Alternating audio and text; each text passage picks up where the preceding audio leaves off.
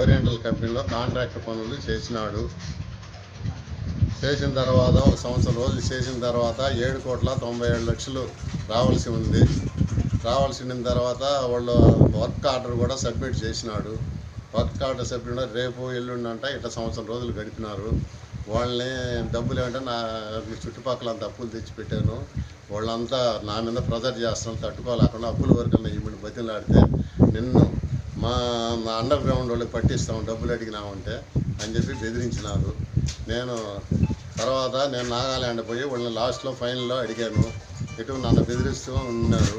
ఈ ప్రజలకి తట్టుకోలేక ఓరియంటల్ కంపెనీ వాళ్ళు నాకు డబ్బులు ఇవ్వనందువల్ల ఇక్కడ లోకల్గా నా ప్రజలకు తట్టుకోలేక వాళ్ళు కారణంతో నేను ఉరేసుకొని చనిపోతున్నాను.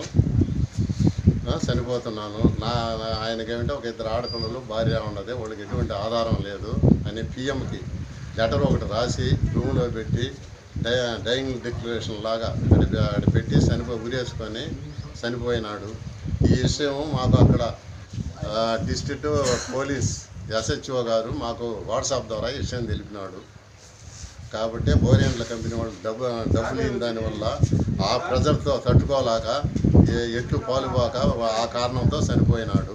కాబట్టి దీనికి అంతటా కారణము నాగాల్యాండ్లోని ఓరియంటల్ కన్స్ట్రక్షన్ కంపెనీ వారే బాధ్యులు అని పిఎంకి లెటర్ రాసినాడు. కాబట్టి వాళ్ళకి సహాయం చేయవలసిందిగా మేము పిఎం గారిని ప్రార్థిస్తున్నాము.